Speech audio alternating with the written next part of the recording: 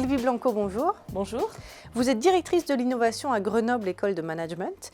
L'innovation est une thématique à laquelle vous vous intéressez particulièrement, notamment en tant qu'enseignant-chercheur, et vous avez fait un constat, à savoir celui qu'en France, on est très en retard en matière d'innovation. Alors, est-ce que vous pouvez nous expliquer pourquoi? Qu'est-ce qui cloche? Pourquoi est-ce qu'on a tant de mal dans nos modèles d'innovation? Alors, merci de m'accueillir ici. Je vais partager, en fait, au-delà de mon rôle à Grenoble École de Management, je vais partager 25 ans d'expérience du monde de l'innovation. Alors, le constat, il est simple, il est partagé. En matière d'innovation en France, on a un faible niveau de croissance de nos entreprises innovantes, et en particulier de nos startups. On cherche les licornes en ce moment. On a un faible ROI, lié à nos investissements dans l'innovation, ce qui va assez bien avec la croissance, et peut-être un phénomène pire aujourd'hui, un phénomène qui s'aggrave, c'est le faible niveau d'acceptabilité de l'innovation par la société. Les promesses ne sont pas tenues. Alors des problèmes, on a tout un tas de diagnostics, on les connaît. Peut-être que s'il y en a un qui domine et qui est sous-estimé, c'est, j'ai envie de l'appeler, le syndrome Silicon Valley. Depuis des décennies, nous reproduisons les recettes magiques de nos pairs à l'international, en particulier de la Silicon Valley. Ça a commencé à cet endroit-là. On a accumulé un nombre de dispositifs d'innovation juste phénoménal. On est parti dans les années 90 avec les incubateurs, puis les pôles de compétitivité, blablabla, jusqu'au territoire d'innovation, au campus d'excellence, etc. On s'y perd.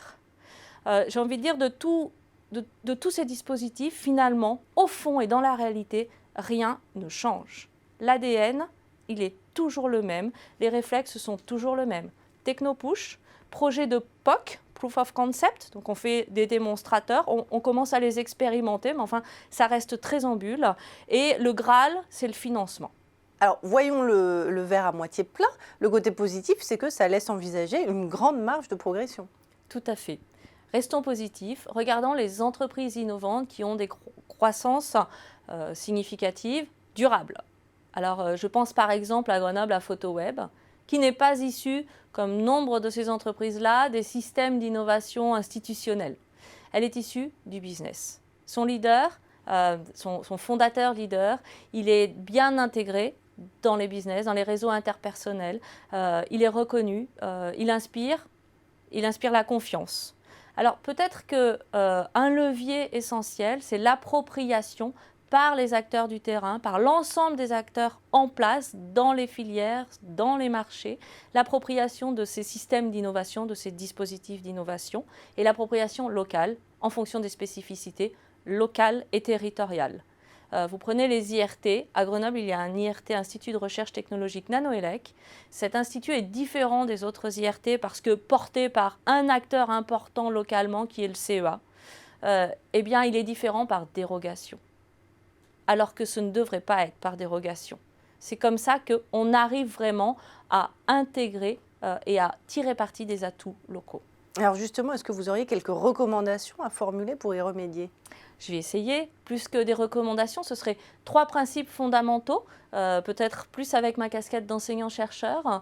Le premier serait de penser en mode dynamique et pas de penser aux résultats à un moment donné. La dynamique, c'est quoi? C'est une dynamique d'apprentissage, de changement de comportement, d'apprentissage de nouvelles compétences qui sont indispensables pour réussir les transitions durables dans lesquelles nous sommes aujourd'hui et probablement pour un nombre certain d'années. Le deuxième principe serait un principe de systémique. Arrêtons d'opposer ce qui est nouveau et ce qui est ancien, que l'on parle de technologie, de personnes, de régions. Mais peut-être que c'est en hybridant les deux, en partant de l'existant et en se projetant ensemble vers la nouveauté que l'on réussira mieux. Ça, c'est la systémique. Et le troisième point, j'ai envie de dire, c'est vraiment l'ambition collective.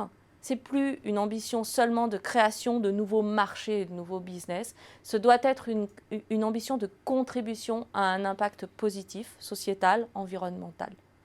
Merci Sylvie Blanco pour cette analyse. Merci à vous.